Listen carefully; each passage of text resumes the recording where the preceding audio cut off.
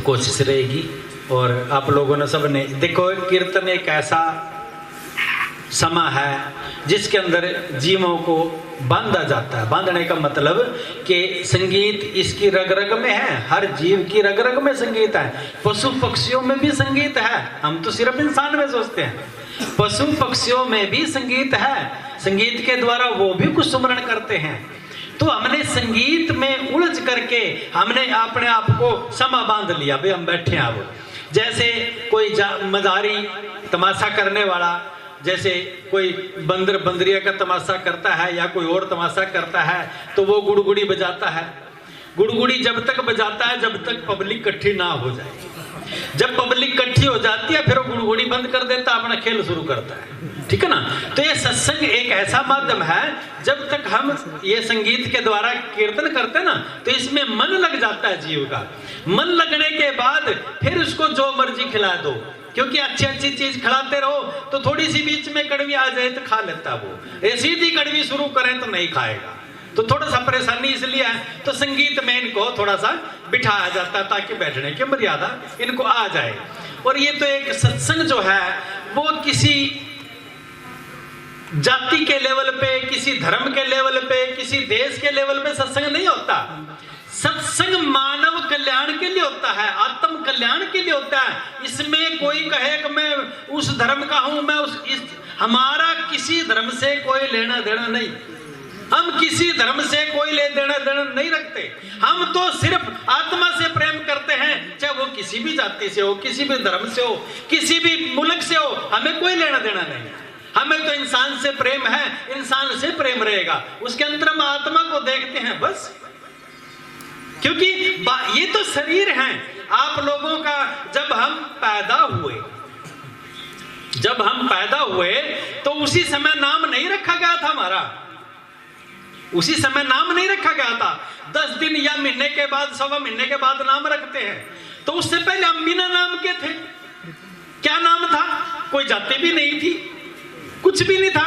तो जब हमारे की तो भाई कितनी आडंबर करो, कितनी कुछ करो, उसमें कुछ भी आने जाने वाला नहीं। आना जाना तो है, इस जीवन को समझ लीजिए, आपका कल्याण हो जाएगा। तो इसलिए वाणी के अंदर महापुरुषों ने एक जोर दिया कि तू स्वयं को समझ। यदि कोई कहे कि मैं चारों वेदों को जानता हूं, हम मान लेंगे। यदि कहे मैं 18 पुराण मैंने पढ़ लिए हैं और सबको जान लिया है, हम मान लेंगे। यदि कोई कहे मैंने पूरे ब्रह्मांड को जान लिया है, हम मान लेंगे। और यदि कोई कहे कि हम पूछ लें कि तूने अपने आप को जाना, अगर नहीं फिर तूने खक नहीं जाना। इस दुनिया को जान का क्या करेगा, तू स्वयं को तो जानता नहीं। हमने स्वयं को जानना है। कबीर साहब हुए, रविदास महाराज जी हुए, गुरु नानक साहब हुए, जितने ये चोटी के महापुरुष हुए, उच्च कोटि के, ये इन्होंने सब ने अंतर में कहा बाहर मत ढूंढ, अंदर में ढूंढ। जब हम किसी की तरफ एक उंगली करते हैं ना, 3 उंगली हमारी तरफ होती है। ध्यान करके देखना, उसकी तरफ एक है, यानी कि उसमें एक दोष, हमारे अंदर 3 है, पर नहीं विचार करते। क्यों? अपनी तरफ ध्यान नहीं, दूसरे के दोषों को गिनेंगे, दूसरे की बुराइयों को गिनेंगे, दूसरे के कर्मों को देखेंगे, अपनी तरफ ध्यान कभी करते ही नहीं। अरे दूसरा तेरे से क्या लेगा, क्या वहां से बढ़ेगा, क्या घटेगा, तेरा कुछ भी होने वाला नहीं है। तो इसलिए भाई कोशिश कर, तू अपनी तरफ देख। ये सब बाहर के जितने भी आडंबर हैं सब रह जाएंगे, तेरा अंतरात्मा वो उसको तैयार कर ले, क्योंकि उसने जाना है अपने घर पे। जब हम पैदा हुए तब नाम नहीं था, जाएंगे नाम होगा, लेकिन हम नहीं होंगे, शरीर होगा बस। इस शरीर को के अंदर जो बैठा, देखो किसी का घर जब हम जाते हैं तो हम पहले उसका सीधा नाम नहीं पूछते, हम पूछेंगे फलाना मोहल्ला कहाँ है, मोहल्ले में जाएंगे, फिर कहेंगे भाई फलाने आदमी का घर कहाँ है, फिर उस आदमी के घर जाएंगे। तो घर आदमी नहीं है, आदमी घर के अंदर है, घर सिर्फ एड्रेस है। ये जितने हमारे नाम है ये एड्रेस हैं, इसके अंदर जो बैठा उसका नाम नहीं है, ना था ना है ना होगा, वो बिना नाम का है, इसीलिए उसको अनाम बोलते हैं, निराकार बोलते हैं, अगोचर बोलते हैं, निराधार बोलते हैं, जो किसी का आधार नहीं। तो उसी को समझना है। हम पता पता नहीं क्या समझने में लग गए। तो इसलिए भाई हम स्वयं से भटक गए, हम अपना रास्ता भटक गए हैं। और उसको हम समझाने के लिए महापुरुष समय समय पे आते हैं। भाई समझो, कोई वाणी के द्वारा, कोई भजन के द्वारा, कोई गीत के द्वारा या कोई कथा के द्वारा बात समझने की है। लेकिन ध्यान, जो महात्मा आपका ध्यान आपके अंदर नहीं लगाता वो महात्मा ही नहीं है। जो महात्मा आपको बाहर जोड़ता है, पत्थरों से, देवी से, देवते से, जो बातों बाहर जोड़ता है वो महात्मा नहीं है। वो धार्मिक हो सकता है, सामाजिक हो सकता है, ठीक है ना, पारिवारिक हो सकता है, आध्यात्मिक नहीं हो सकता। आध्यात्मिक यदि है वो सिर्फ आपको कहेगा भाई अंदर चल, क्योंकि सारा काम अंदर ही होगा, मकान के अंदर चल, क्योंकि अंदर ही तो बैठा है ना, बाहर तो ये शरीर है, किराया का मकान है, कब छोड़ना पता नहीं। हमारी 3 अवस्था होती हैं, जागृत, स्वप्न और सुषुप्ति। 3 अवस्था हमारी होती है। ना तो जागृत साच है, ना स्वप्न साच है और ना सुषुप्ति। राजा जनक का इतिहास देते हैं कि उसने कितने बड़े बड़े पंडितों से, कितने बड़े बड़े वेदाचार्यों से ज्ञान लेने की कोशिश करी, समझने की कोशिश करी। कारण क्या था कि राजा जनक अपने महल में पढ़ के सो रहा था महल में, और सपना आया। सपने में क्या देखता है कि वो भिखारी है, और भिखारी घूमता फिर रहा, भूख लगी, बहुत जबरदस्त भूख लगी है, और वो घूम रहा है भोजन के लिए। राजा जनक घूमते घूमते कहीं कोई भोजन नहीं मिला। एक बुढ़िया का एक टपरिया थी, उसमें चले गए और वहां जाकर के कहा, माता मेरे को थोड़े से खाने का कुछ चाहिए। तो बुढ़िया माता ने कहा, बेटा मेरे पास पक्का तो कुछ नहीं है, कच्चे चावल हैं, कहो तो मैं दे देती हूं। तो राजा जनक भिखारी, उन्हें क्या, माता दे दो जो कुछ है। उसने थोड़े से चावल दिए और एक बर्तन भी ले लिया, और बाहर एक पीपल के पेड़ के नीचे बैठ के उनको पकाने की प्रक्रिया चालू कर दी। पकाने लग गया उनको। तो जैसे पकते रहे, चावल आधे पके थे, आधे कच्चे थे, और उसने फटाफट, भूख तेज थी, उसने उतार लिए कि मैं तो अब खाऊंगा। उतार लिए, जैसे पत्ते पे रखे, इतनी देर में 2 बैल लड़ते लड़ते आए और सब मिट्टी कर गए। तभी तक वो उठ गए, उनकी आंख खुल गई, तो देखे तो वो बादशाह, वो तो जो वचन बोले उसी टाइम हाजिर, सब कुछ मिल जाएगा। तो यही कारण था उनका कि भाई ये क्या था, अभी मेरे साथ जो हो रहा था ये क्या था, और मैं जो अब हूं ये क्या है। इसी सवाल को हल करने के लिए बड़े बड़े ज्योतिष पंडित, वेदाचारी, पता नहीं कितने इकट्ठे किए उन्होंने, तब जाके इसका हल कोई नहीं निकाल पाया। हल किसने निकाला? अष्टावक्र ने। वो गीता तेरे को तेरा अस्तित्व समझाने के लिए अष्टावक्र ने समझाई। अब उसने कहा कि महाराज के, उसने सवाल तैयार किए फिर जनक ने कि महाराज ये बताइए कि परमात्मा है या नहीं, ये नंबर 1। दूसरा सवाल कि वो है तो क्या करता है। तीसरा, यदि वो करता कुछ नहीं तो कहां देखता है, किसको देखता है। 3 सवाल उन्होंने किए थे, और ये उपनिषदों में भी बताया गया है, काफी सारे टीवी सीरियल भी हैं, उन पे भी आप देख सकते हो। उन्हें क्या, राजा जनक ने उसके 3 सवाल हल किए कि उन्हें क्या परमात्मा है, उन्हें क्या हाँ है, तो दिखता क्यों नहीं। उसने क्या, महाराज एक दूध का कटोरा मंगाइए। दूध का कटोरा ले आए। उसने क्या, मैं इसमें कहता हूं घी है, क्या तेरे को दिखता है कि नहीं? क्यों नहीं दिखता? क्या आप इसमें बोल सकते हो घी है या नहीं? कि नहीं, घी तो है इसमें। फिर दिखता क्यों नहीं? क्योंकि वो जतन से दिखेगा, जतन करेंगे दिखेगा। तो ठीक है, इसी तरह परमात्मा का जतन करने से वो महसूस होता है। ठीक है। फिर वो कहता है, वो करता क्या है कि महाराज देखो, आप ऊपर बैठे हैं, मैं नीचे हूं, आप मेरे से ज्ञान ले रहे हो, तो ये मर्यादा के खिलाफ है। मुझे ऊपर बैठना चाहिए, आप नीचे, ये तो मर्यादा के खिलाफ है आप लोगों का। उन्हें क्या, ठीक है महाराज हम नीचे बैठ जाते आप।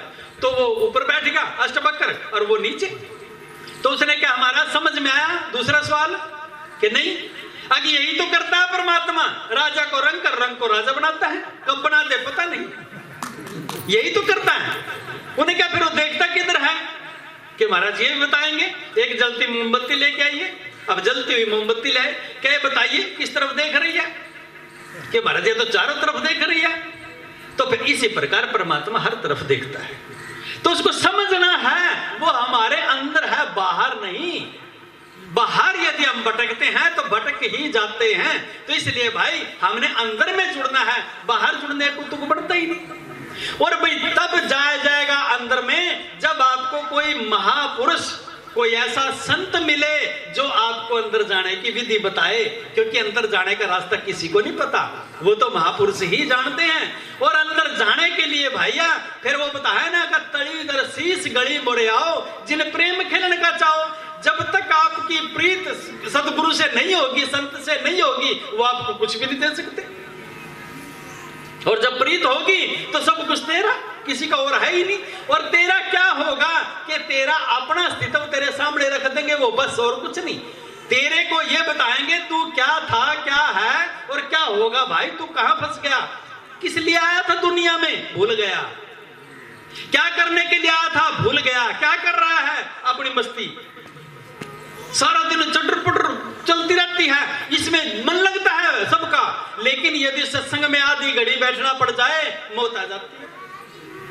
उसमें भी हो सकता है प्रवचन चल रहे हो और हम अपनी बातें कर रहे हो, हम अपनी बातें बोल रहे हो। अपनी बातें तो घर पे 24 घंटे बोलते हैं भैया। आधा घंटा तो कम से कम शांति का दान दे देना चाहिए बैठ के। बिल्कुल शांत बैठिए, सुनिए एक एक बोल को। एक एक श्वास जो है ना, और 3 लोग का मोल है एक श्वास। एक सेठ जी ने तरीका होता है, देखो ये सारे फार्मूला सूत्र बोलते हैं, इनको तरीके बोलते हैं। और तरीका सिर्फ संत महापुरुष बता सकते और कोई नहीं। एक बारी एक सेठ जी अपने उसमें बच्चों को बहुत समझाते थे, पूरे जीवन समझाने में लग गया, लेकिन वो सेठ जी बच्चों को नहीं समझा पाया। तो उसने क्या किया, उसका जो धन था ना, वो उसने अपनी जुगत से एक जगह जमीन में दबा दिया कि ये बच्चे जो हैं ये नालायक हैं, मेरे धन को पूरे को खराब कर देंगे। और महाराज जी कहते हैं, देख भाई, यदि तेरे बच्चे लायक हैं तब भी तुझे कुछ करने की जरूरत नहीं, बच्चे खुद करके दे देंगे यदि लायक हैं। यदि बच्चे नालायक हैं तब भी तू कुछ मत कर, क्योंकि वो तेरे करे हुए कोई पानी फेर देंगे, खत्म कर देंगे। तू मत कर, अपने लिए कर ले जितना कर सके।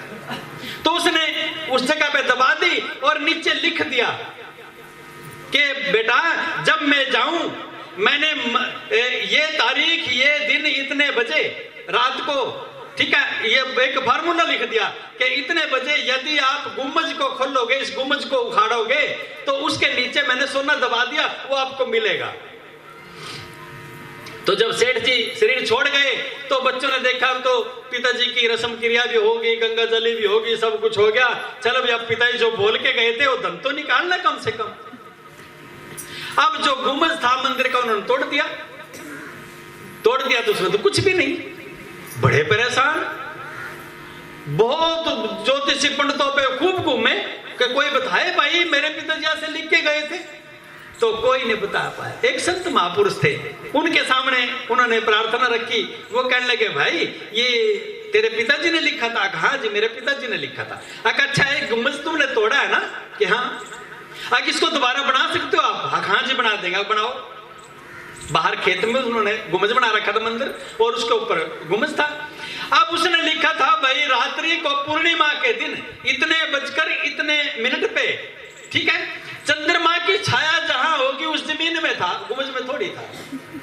वो संत ने उसको परख लिया। उसने कहा, भाई ऐसा करो, इस गुम्बज को बनाओ और इतने दिन इंतजार करो। उसने इंतजार किया। जब चंद्रमा अपने उसमें आया और उसकी छाया जहां थी, उसने कहा यहां से उखाड़ा तो वो धन मिल गया। तो यदि संत ना हो तो तुम्हें अपनी चीज का कैसे पता लगे? तुम तो हीरे, पता नहीं, अरे कुम्हार को मिला हीरा और गधे के गल में बांध दिया, उसको पता ही नहीं बेचारे को हीरा है। ये हाल हमारा है। इतने अनमोल महंगे सांस, अरे उसको हम मिट्टी के अंदर लगा रहे हैं, क्या कर रहे हैं हम? उनका कोई कीमत उठा रहे हैं?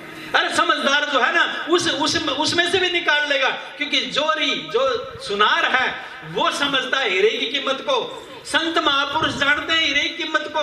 ऐसी एक कुम्हार बेचारा जा रहा था और उसको हीरा मिला, बहुत अच्छा हीरा, करोड़ों अरबों रुपए का हीरा।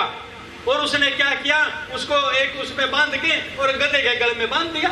जा रहा था, आगे से एक समझदार आया जो जानता था, उसने कहा भाई ये पत्थर बेचेगा तू?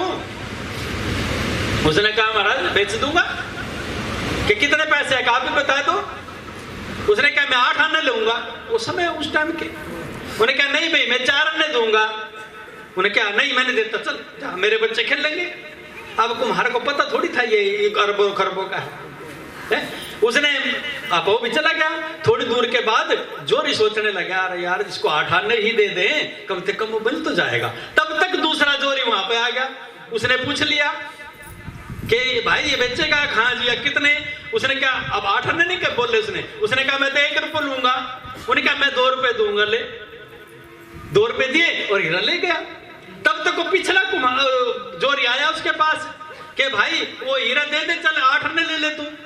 नुका क्यों? अब क्यों ले ले? अगर वो तो बेच दिया मैंने। अब तूने बेच दिया? हाँ। अब वो तो बहुत महंगा था, तू तो पागल है, तूने उसको क्यों दे दिया? नुका मेरे से ज्यादा पागल फिर तू है, तूने 8 आने में क्यों नहीं लिया? तूने ले लेना चाहिए था। तो हम कहाँ मानते हैं इन चीजों को, हम कहाँ सुनते हैं? तो वाणी में एक ही विचार किया महाराज जी ने कि बेनती है, अरदास जो बोल रहा वो बेनती कर रहा कि महाराज जी जैसे आपने हे मेरे मालिक है मेरे सतगुरु, जैसे आपने इन महापुरुषों पे कृपा करी मेरे ऊपर भी कर, मेरी पढ़ाई ऐसी कर दे। किसे इसमें कोई महापुरुष मेरे ख्याल छोटे ही नहीं जो नाम ना लिया हो, कैसी कर दे, ऐसी कर दे। सैन भगत का प्रमाण आपने सुना। सैना भगत एक नाई था कि कैसे सतगुरु कब रहमत करता है कि जब वो उसका सिर कट जाए, जब रहमत करता है सिर कट जाए। जब हम तो पहले सोचा 1 रुपया दे के 1 लाख मांगना सोचा है। 1 रुपए के माथा टेको 1 लाख मांग लो। अरे भाई वो लाख आप इन रख लेगा, तेरे 1 रुपए के 2 वापस कर देगा, लाख क्यों देगा तना? क्यों? ये लालची थोड़ी है वो, ठीक है। तो सैन्य भगत का क्या था, एक बादशाह को कोड लगा हुआ था जिसकी वो चाकरी करता था, उसको कोड लगा हुआ था। इतना कोड लगा हुआ था कि सैन भगत शाम को जब तक उसकी मालिश ना करे उसको बेचारे को नींद नहीं आती थी। तो एक दिन सैन भगत जैसे ही राजा की मालिश करने के लिए शाम को चला तो रास्ते में एक महापुरुष सत्संग फरमा रहे थे। अब सैन भगत मालिक का भगत था, जुड़ा हुआ था, तो उसमें सत्संग में बैठ गया। अब सत्संग में बैठने के बाद बादशाह की ड्यूटी भूल गया, याद नहीं रही। सत्संग चला, सवेरे जब 3 बजे आरती बोली महाराज जी ने, तब याद आया हो तेरी आज तो भाई बादशाह तेरे को छोड़ेगा नहीं। क्यों? बादशाह ने बोल रखा था जिस दिन तू मेरी सेवा में नहीं आएगा मैं तेरे बाल बच्चे को कोल्लू में से पिड़ा दूंगा, तेरे बाल बच्चे का कत्ल कर दूंगा। इतनी जिसके ऊपर सजा हो क्या वो भूल जाएगा? आज के समय भूल जाएगा? नहीं भूल रहा है, लेकिन वो फिर भी भूल गया। क्यों? क्यों ना परमात्मा की बंदगी से इतना प्रेम था। हम तो 4 काम आज हम काम पहला करेंगे, सत्संग भाड़ में जावे। यहाँ कहते हैं 1000 काम छोड़ के सत्संग में, 1000 काम छोड़ के 1000, और यहाँ 1 काम छोड़ के भी हम सत्संग में नहीं आ सकते। तो ये कैसे निस्तारा कैसे होगा, हमारा कल्याण कैसे होगा भाई? ऐसे तो बात बढ़ेगी नहीं। तो सैन्य की जब एकदम होश आया तो आज तो खत्म, बेचारा बादशाह की तरफ जाने की घर चला गया। घर गया और बादशाह ने अपना सेवादार भेज दिया, बुला के लाओ सैन्य को बुला के लाओ। अब नौकर जब पहुंचे, अब सेना का जो अच्छा खून था तो खत्म हो लिया कि भाई बादशाह ने कभी बुलाया ही नहीं, आज बुला लिया बस अब तो खत्म है सब कुछ, जीवन खत्म है। आज वो छोड़ेगा ही नहीं, चल पड़ा, साथ साथ चल पड़ा। अब चलते चलते आगे देखा बादशाह बाहर खड़ा दरवाजे पे, जो कभी उठ नहीं सकता था चारपाई से। अब जो थोड़ा बहुत रह गया था, थोड़ा बहुत वो भी खत्म के तो कभी उठेंगे, आज तो सामने खड़ा आज तो बस खत्म है तेरा जीवन। तो उसको बोलने लगा कि सन्ना, नाई को बोलता सन्ना तेरे हाथ कहाँ है? अब अंदर में सोच रहा पहले हाथ काटेगा, क्यों? हाथों से नंबर पाएगा। हाथ कहाँ है तेरे? हाथ लिए उसके, बादशाह ने पकड़े और उन हाथों को चूमा उसने कि सन्ना जैसी मालिश तूने रात करी पहले क्यों नहीं करी कभी? पहले क्यों नहीं करी कभी? अब वो सन्ना बेचारा खत्म। क्यों? क्यों तो गए ही नहीं था, क्या बोल रहा है? मन मस्त हुआ तो क्या बोल रहा है? अभी बोल रहे थे ना महाराज जी। अब क्या बोल रहा है उन्हें, क्या भी आज से तेरी सेवा मुक्त, और जितना जो चाहिए ले जा। क्या ऐसी कुर्बानी दे दे कोई? जब नहीं दे सकते तो भैया लेने की इच्छा क्यों करते? मिल जाओ सब कुछ मिल जाओ, डेढ़ खातर कुछ भी नहीं। अरे क्या यार, कीड़ी कण और हाथी मन। कीड़ी को एक कण की जरूरत हो, रोज मिल जा, कोई दिहाड़ी नहीं, कोई मजदूरी नहीं, कोई नौकरी नहीं, कोई हाय हाय नहीं, रोज मिल रहा, रोज खागा सोवा। हाथी क्विंटल खावा, बताओ किस दिन भूखा सोवा? उसकी कौन सी नौकरी आवा, कौन सी तनख्वाह भाई उसकी? कोई तनख्वाह नहीं। और हम 2 रोटी के लिए हाय यूं भी ले ले, यूं भी ले ले, इसका भी आग ला, इसका भी ला, झूठ बोल, तूफान ले, हमारे पर टाइम ही नहीं है। तो क्या जीवन में कहां से सुख आएगा? राजा जनक के राजा था, जनक बादशाह था, क्या कमी थी उसके पास? लेकिन सुख नहीं था। सुख कब आएगा? जब अंदर से जुड़ेंगे हम, तब सुख आएगा। अंदर से जुड़ेंगे, बाहर ये सुख नहीं है। ये तो आरजी है, आज है कल फिर छूट जाएगा, 4 दिन में चलेगा, 10 दिन में चल जाएगा, 10 साल चल जाएगा, छूटेगा यूं। लेकिन वो कभी ना छूटने वाला सुख, उसके लिए कुर्बानी करो भाई, जो करनी है, ठीक है ना? तो समय मेरे ख्याल हो गया काफी सारा।